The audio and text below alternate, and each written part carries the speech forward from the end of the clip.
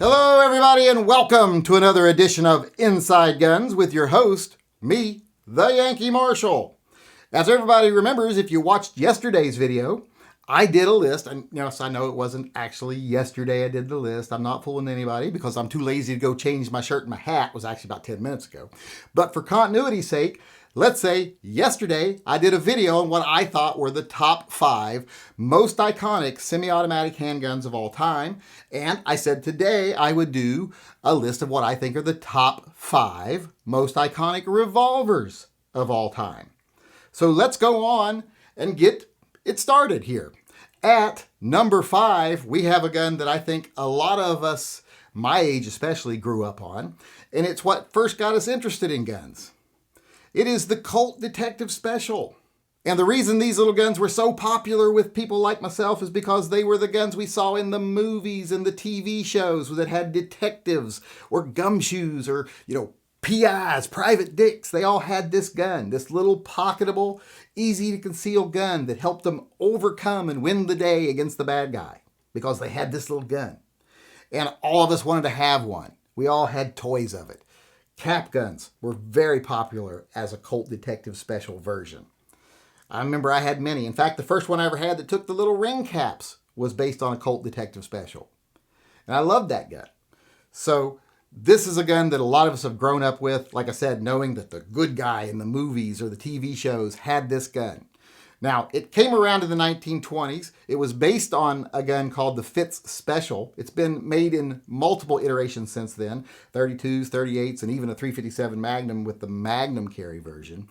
But like I said, came along when a guy named Fitz cut down a police positive to a more pocketable, concealable carry gun, and Colt said, we love it, so they made it as a Detective Special. And from then on, it's history. Like I said, all the gumshoes had it. The detectives, the police officers, the plainclothes police officers all had these guns. We all wanted them. And that's why I think it's number 5 on my list of most iconic revolvers ever, the Colt Detective Special. All right, the next gun we have on the list is a gun that people might not recognize if I call it by its proper name, but I think it's an iconic part of American military history. It's the Smith & Wesson number 3, otherwise known as a Schofield. Now, originally when it came around in like 1870, it was just the number 3. But I think it was 1875, they adopted some changes made by, I think it was a General Schofield, and made the Schofield, the Smith & Wesson Schofield. And I think most gun people know this gun. In fact, I think most people know this gun when they see it, especially if they watched old cavalry movies. It's kind of an iconic gun design. And it probably would have been more popular and been around longer. But Smith & Wesson, when they made them, instead of making them in the 45 long Colt, they made them in 45 Smith & Wesson, which is a little bit shorter round. And because of that, they would not chamber the 45 long Colts. The Colts, however, would chamber that round and the 45 Smith & Wesson. So because they had mixed ammunition coming into the battles, the Colts really survived better because they took both rounds, whereas the Schofield didn't do well with the long Colt round. So that was their downfall, but I don't think that stopped them from being a very iconic gun. Like I said, I think most people recognize them when they see them as something they've seen before, and most gun owners know what they are. Maybe not as the Smith & Wesson number 3, but I think everyone realizes that one of the most iconic revolvers ever made was the Schofield. All right, the next gun on the list is not as old as the other guns we've talked about. It didn't come around till the 1970s, like disco. Right after hippies, actually. A lot of people think hippies were more of a 60 thing. They were actually more of a 69 to 73 kind of a thing. Disco came after that. Believe me, I was there. So I know when the hippies were around. So this gun came around about the same time as disco. So it's a relative newcomer, but it's very iconic. In fact, I think a lot of people remember the gun more fondly than it deserves. They think it was better than it was. And it is the Colt Python. Now, everyone thinks the Python was awesome, and it was. But it wasn't the best gun ever. Colt made this gun to be an example of how fine a gun they could make. Their top-of-the-line gun. It had a very delicate mechanism. It was super light, super crisp, super clean, but it was a little more delicate because of that. So it didn't hold up like some other revolvers. If it had actually been as good as a lot of people think it is, or think it was, it would have never stopped being made. But they did stop making it. And that's how it became so collectible. It wasn't around anymore. And it was such a fine example of precision machining when it came to handguns that everyone wanted one once they couldn't get one. In fact, they're making them again now. The ones now are just about as good as the older ones as far as being refined, but they're a little more durable. So they are still around today, but those original Colt Pythons with their distinctive look, that grip frame, that full underlug, that vented rib along the top, just really gave them a distinctive look that everyone recognized. And I think everyone knows the name Colt Python. And I think everyone wants a Colt Python. If you like revolvers, you like Colt Pythons. And that's why it takes this position on the list of most iconic revolvers ever made, the Colt Python. All right, now we're to number 2, the second most iconic revolver of all time. And it is a gun that owes its iconic status to a single actor and a movie. Dirty Harry, Clint Eastwood. And it is, of course, the Smith & Wesson Model 29, a 44 Magnum 6-shot revolver. Do you feel lucky, punk? Did I fire 6 shots or did I only fire 5? You know, that kind of thing. The most powerful handgun in the world. Everyone remembers him saying that, and everyone knows what he was carrying when he said it. They might not know it by name, but they know Dirty Harry's gun. And that gun was the Smith & Wesson Model 29 44 Magnum. It's part of American culture. It's part of our zeitgeist in a way. It's just a very popular, well-known gun, and that makes it iconic because everyone knows what it is, Dirty Harry's gun. And it was a powerful gun, so a lot of guys wanted it. It's kind of like having a V8 in your car. It's the man's man of guns.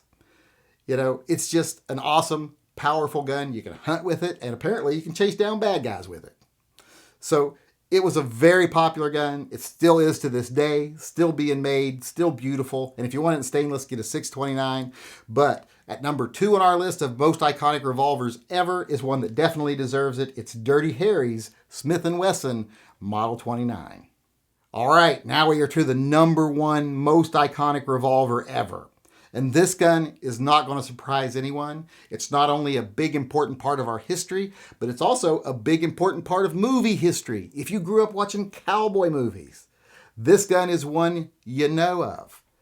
It is the Colt Single Action Army.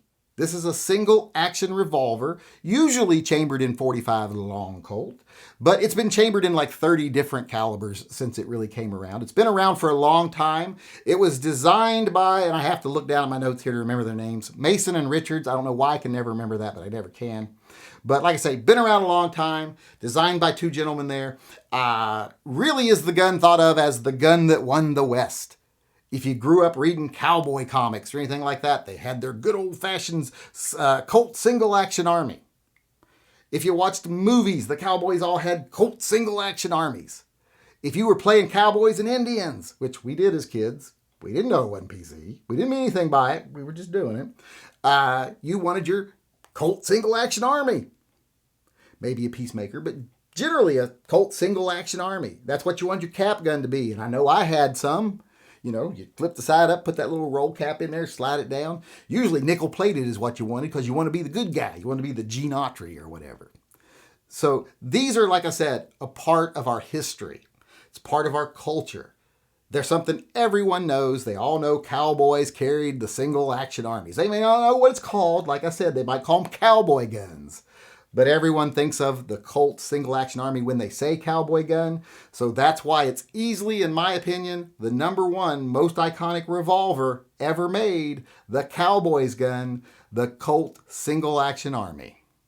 All right, that's going to do it for me today. I don't know why I'm doing this part again. I could have just used the one from the last video.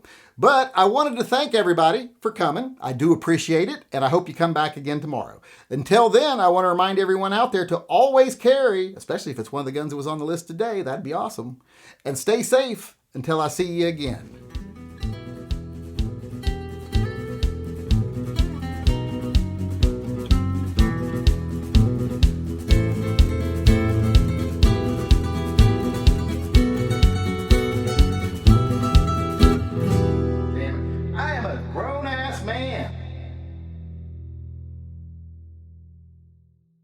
Everybody, welcome to another episode of too lazy to go in and change my shirt and my hat. But for the sake of continuity, another episode of Yankees Live to a Chitty. Fuck! Hello, everybody, and welcome to another episode of. Colt loved it, so Colt decided, hey, I don't know if I said it right or not. But I think it started off as a gun called the Fit. So many of us is because in the movie, and that's because people mysticized the. It is a .44 Magnum revolver. Remember was manly, men want. Fuck! 2, the second most iconic handgun. And this movie, fuck! 6 shots or did I fire? Fuck! Do you feel lucky, punk? Talking about the Smith and. Fuck! All the cowboys carried. It's the most iconic revolvers ever. Oh my God, I just can't get this fucking together.